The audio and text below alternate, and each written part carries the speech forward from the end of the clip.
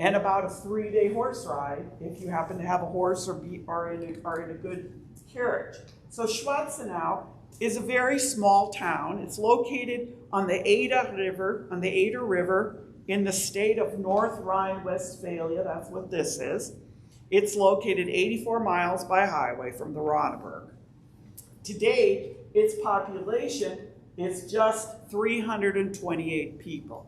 So very, very small. At the time we're going to talk about it, it was bigger, and I was not able to find any population figures for it, but it was certainly bigger than 328, but we really don't know how big. It wasn't much bigger than 328.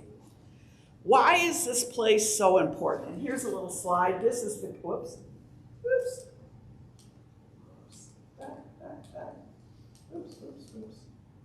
There it is. Here is a little picture of a Gasthaus, the Gasthaus Schwarzenau. If you go to Schwarzenau today, you can stay in this little Gasthaus.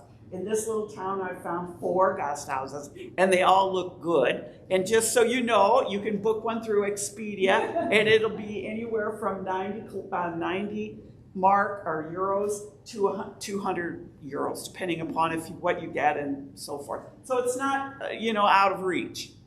It is, as I said, extremely small. There's not a lot of restaurants in this little town.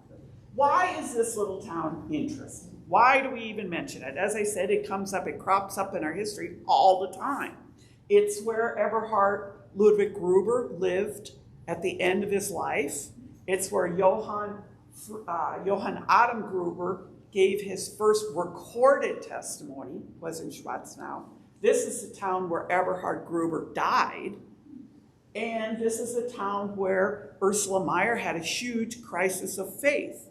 It also happens to be the town where 4 pietist churches, 4, have claimed this as their kind of root or their birthplace. It is the birthplace of 4 pietist-related churches. One being us. We claim this and mostly the Ronneburg. But certainly you'd have to say, if you've got 2 birthplaces, if you can have 2 birthplaces, and maybe you can, but this is certainly part of our heritage. Now, the Church of the Brethren, sometimes called the Dunkers, they certainly call this Schwarzenau, their birthplace. This is where Alexander Mack and others of his faith met, and this is the first place where Alexander Mack and 8 other people, or 7 other people, baptized one another. That's why they're called the Dunkers.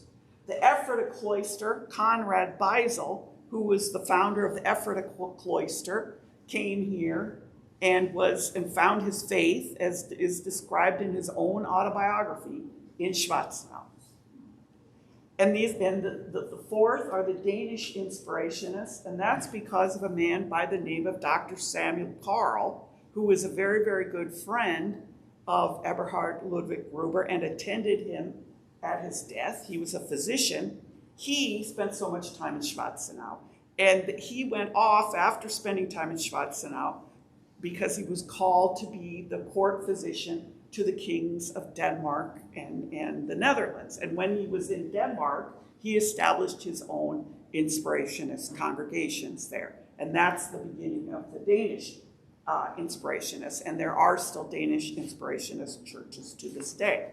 So right here on the Ada River, in this small town, there was so much religious enthusiasm, passion, and love would be spun together with differing points of view and differing intellectual interpretations of religious experience to become a crucible of pietism.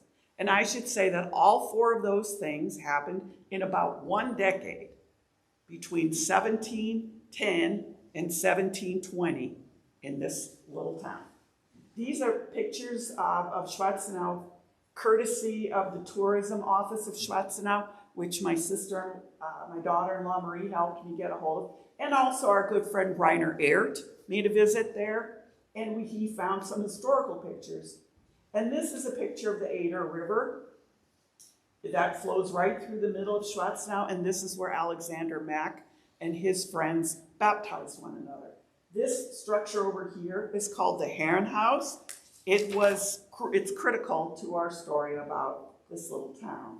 This is a historical photograph that Rainer Eric found for us. It's of the Hen house. And it was taken, I think, there was no date on it, and Rainer wasn't sure, but we think it was taken about 1920, 1930, this particular picture. As I said, if you're going to talk about all of the religious birthplaces in the world, you've got Plymouth, you've got, all these little towns. Schwarzenau has to be part on that list. So if you're going to talk about America, religious growth and pietism, you have to talk about Schwarzenau. Schwarzenau was founded in 1059. Why did it become a haven for religious dissenters and a hotbed for religious thought? Well, here's why. Sometime between 1550 and 1600, the Count von Wittgenstein built a lovely residence. That's that house right there. This house was built in the 1780s, but it was built on the foundation of the old house, and it looks much the same, except they changed that roof and gave it that mansard roof that you will see in this picture. But this house was built by the Count von Wittgenstein. And the Counts von Wittgenstein, and there were many over multiple hundreds of years, they had a tendency to spend their summers here. They also had a tendency to send their unmarried daughters and their widows to live here year-round. So the Count would come and live here in the summer and hunt and fish and do all the things that Counts do in the summertime. And the women would tend to like to stay here all year round. And because of this tiny little village kind of grew up to have all sorts of people who serve the house. Like when you watch anything about To the Manor Born, this town sort of served that house. Now, the Counts von Wittgenstein were reform-minded, and they became adherents to the Protestant faith. So much so that they were willing and able, when the time came, to look at and think about pietism. How did they become reform-minded? Well, they kind of married into it. In 1685, the then Count von Wittgenstein declared that he would be open to receiving the Huguenots, who had been forced out of France and were being persecuted and killed, actually, in France after the Edict of Nantes was revoked. Why did he do this? He did this because, A, he was a Protestant himself, and secondly, his wife at the time was descended from a very well-known Huguenot, Peter de Laplace.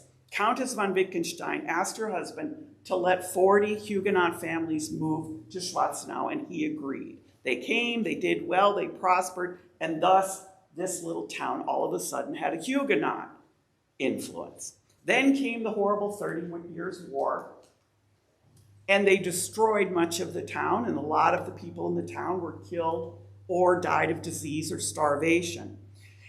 In the Peace of Westphalia, which ended the 30-Year War, they basically decided, the powers that be, that there were going to be three religious groups in Europe: the Catholics, the Lutherans, and the Reformed or Calvinists. And they were all going to have to somehow get together and all allow one another to live.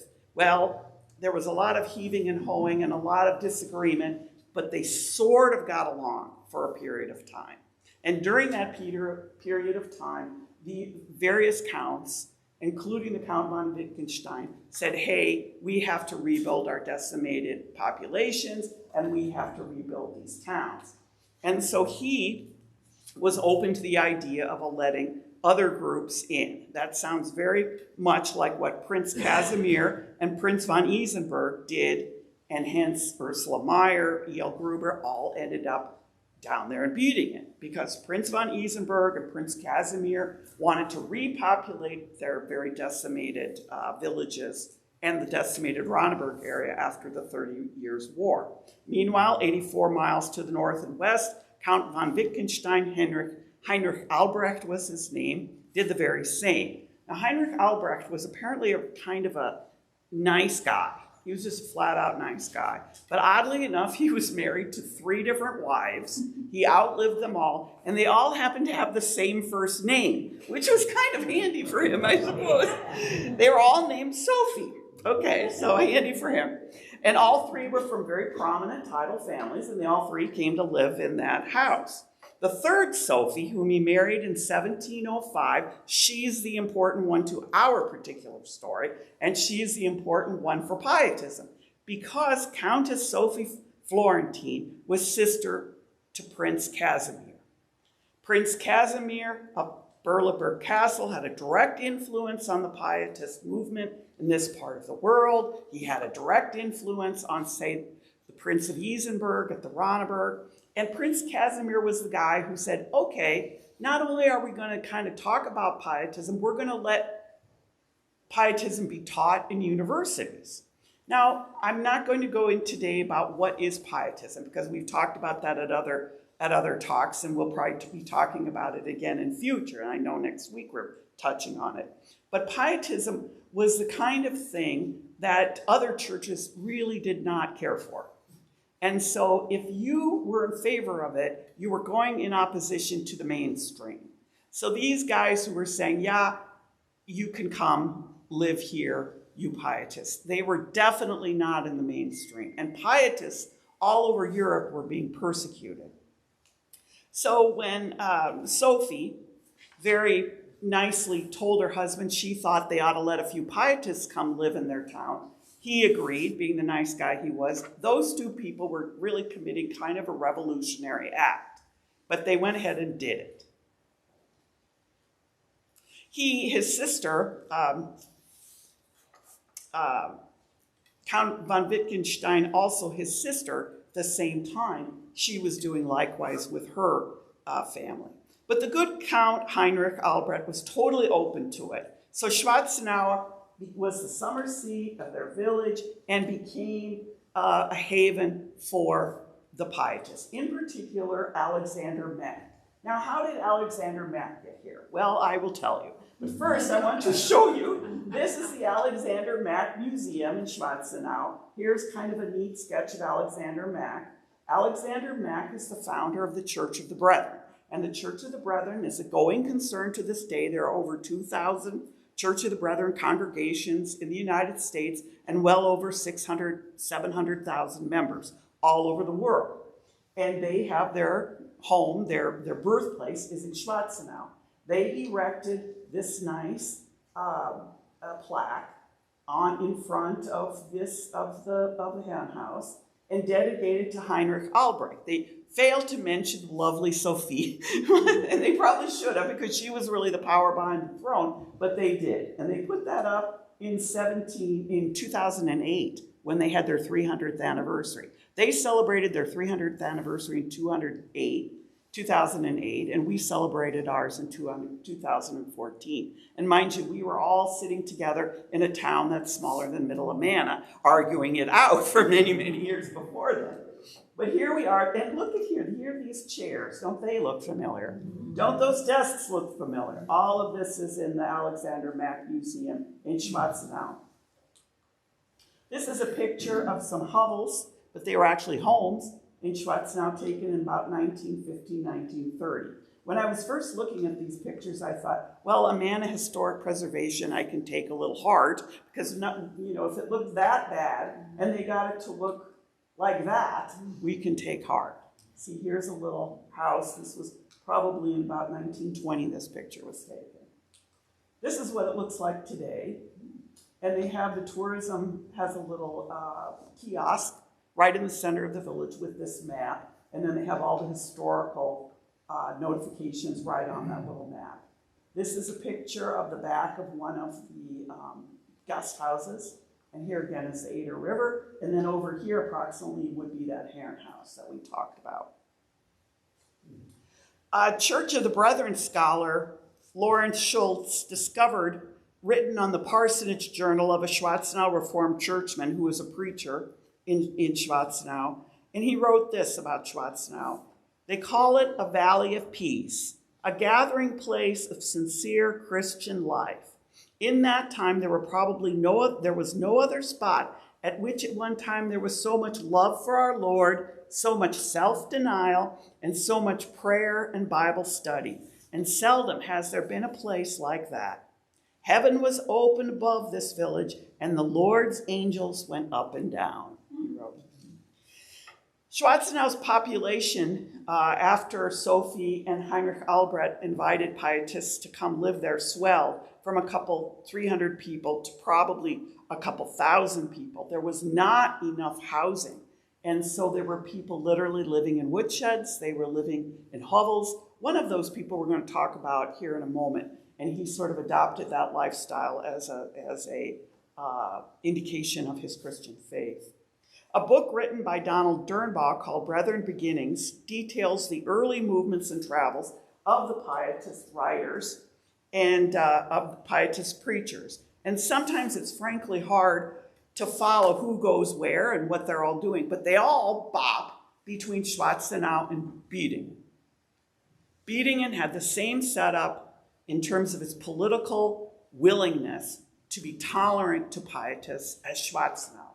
Biedingen was a bigger town, and Biedingen in the Ronneberg area, there were a lot of pietists living there, and there were a lot of pietists living in Schwarzenau. And there were quite a number of pietists who lived in both Schwarzenau and Biedingen. And one of those was Eberhard Ludwig Gruber and his son. This is my favorite graph. It's maybe my all-time favorite graph. No. But I had kind of created the start of this last year and added to it. This shows the various people who were living in Schwarzenau between about 1705 and 1726 and their connections. If there's a black line, they knew each other well. If there's a red line, they were married or related by family blood. If there's a dotted red line, it means that they were possibly connected by family, but we can't prove it. So I just want to go through this a little bit because it's kind of entertaining. The first to arrive at the invitation of Albrecht and the Count and the Countess von Wittgenstein was Ernst Hochmann from Hochenau. I love saying that. Anybody who knows me, I love saying that. Ernst Hochmann from Hochenau is a person who pops up in European pietist history all over the place. He knows everybody. He's kind of like, the Ryan Seacrest of pietism, because he just knows everybody and he's at every party, it feels like. But he was a well-to-do man. He was very, very good Christian. He was a writer and a theologian. But what he really was good at was building personal relationships. And if you read his biography, it's filled with all these personal relationships. He was traveling all over Europe. During his travels, he met Ursula Meyer in Switzerland. Before she ever became a member of our community, she knew Ernst Hochmann from Hochenau. He was the first to arrive, and he brought with him Alexander Mack. Ernst was preaching in Biedingen when Alexander Mack's father heard him in Biedingen. Alexander Mack's father persuaded Ernst to come to Heidelberg area where he had a farm. He was a miller. And he farmed and he had a mill. And Alexander Mack was just a little boy. So Ernst Hochmann von Hochenau came and lived with them for a time, and he became Alexander's teacher and mentor. They later had a very famous breakdown and lost their friendship. But when he comes to Schwarzenau, Alexander Mack follows him. In 13,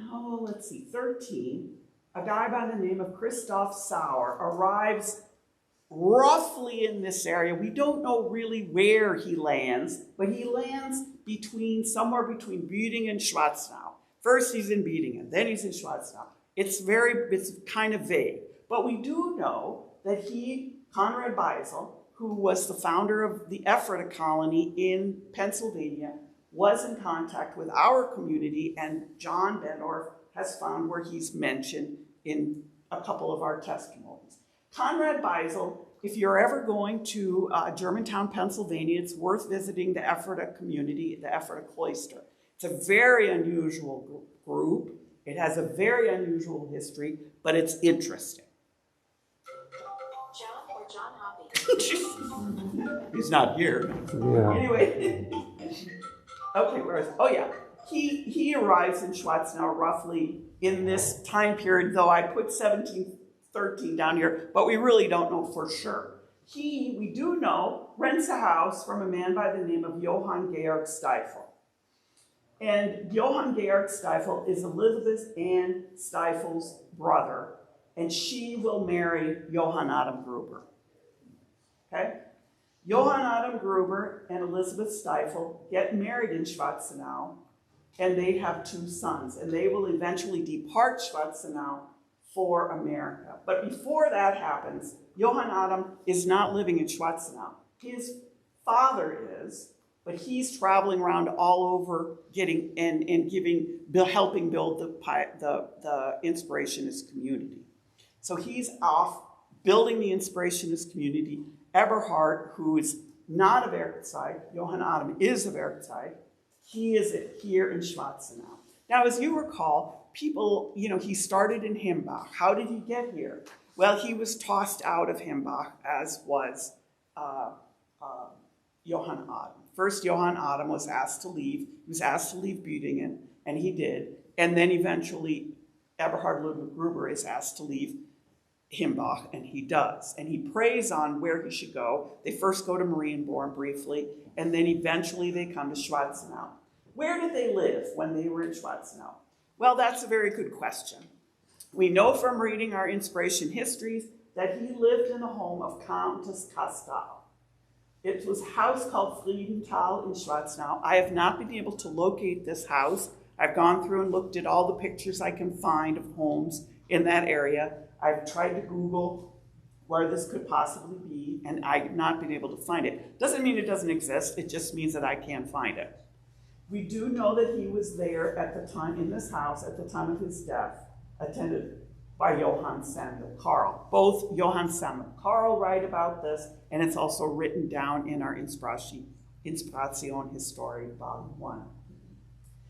The Counts of Kastal are very interesting. Yes, they are related to the people who have the pencil fortune, but there are 2 branches of that family.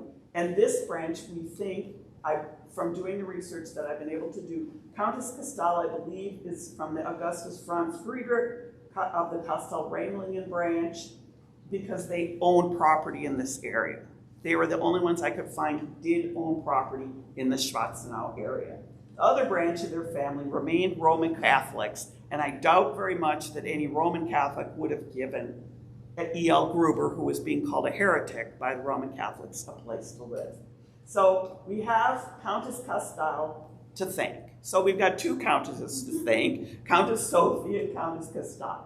So here he is living in Schwarzenau, attended by Johann Samuel Karl, who I don't really know if he just lives here or if he just visits, but he's here quite a bit. Johann Friedrich Rock does not live here, but he visits quite a bit.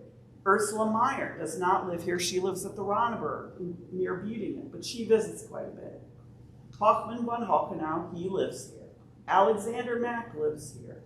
Elizabeth Ann Stiefel lives here. They get married. Arriving about this time in, let's see, where have I got him? Christoph Sauer. He arrives in 1713. Christoph Sauer is an itinerant pietist. He's a wandering guy. His dad was a minister. Why is this man important? This man is important because he will go on to establish the first and most important of the German presses in America. This man will immigrate from Schwarzenau to Pennsylvania, to Germantown, Pennsylvania, and create the big press in Germantown, Pennsylvania, which, as Lanny pointed out, will do the very thing that all pietists want to do, print books, because this is the way they spread the gospel. They communicate on paper the love of Christ Jesus, and they teach it to their children. And as Lanny pointed out, this teaching it to the children is very, very, very, very important. One of the big reasons that these people were all in Schwarzenau, or they were over in Büdingen, at the Ronneberg was they were allowed to teach their children. In other places, they were not allowed to teach their children at home. They had to send them to state-run schools. Here they weren't allowed to do that. Countess Sophia said, yeah, you can have your own school. Beating and Prince von Isenberg said, yeah, you can have your own school. You can educate your kids at home. Or you can send them to a school with which you agree with the teachers, that you all agree on how the Bible should be taught. So here again, important. So Christoph Sauer marries a woman by the name of Marie Gruber Sauer, or Marie Gruber. She is a widow. And if you heard my talk last year, you know that I mentioned this last year. We don't know that she is a relative to Eberhard and Johann Adam. Quite possibly they are, because what happens is Johann Adam and his wife when they leave Schwarzenau, they follow Christoph Sauer and his wife to Germantown, Pennsylvania. And they move from Schwarzenau to Germantown. So within probably 4 years, all of these people are living in Schwarzenau. And they're all meeting together and having numerous discussions about all of the things on which they agree and all the things they disagree. And there were some things they disagreed on, one of them being water baptism of adults.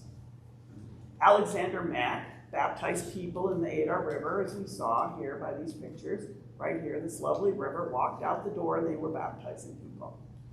Eberhard Gruber said, this is unnecessary and maybe even gets in the way of your spiritual growth as a Christian. If you believe that you've had all your sins washed away in water, what do you really need to do? So he's saying, all right, that's okay if you want to do that, but I don't necessarily think it's necessary. So they disagree. Ernst Hochmann from Hochenau, he was of the mind that it's unnecessary too, and he didn't think Alexander Mack needed to form any sort of church.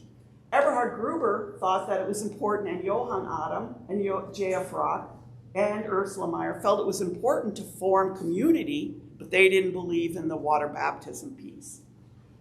Meanwhile, while they're having meetings and discussions in their own groups, and also once in a while together, people are coming from all over. There's a group that arrives from Holland. There's a group that arrives from France. There's a group that arrives from another part of Germany. They stay. They may stay for a week. They may stay for a year. They may stay for 3 years. Or they may stay just overnight. But they come, and once they come, there have to be more meetings and more Bible studies and discussion. One of those groups met with Ursula Meyer, Alexander Mack, and Eberhard Gruber. Alexander Mack kind of leaves the building, but these two stay. And the discussion becomes somewhat contentious, and Ursula Meyer has kind of what becomes sort of an emotional breakdown. She feels so strongly that maybe we didn't handle that right, maybe I didn't handle that right,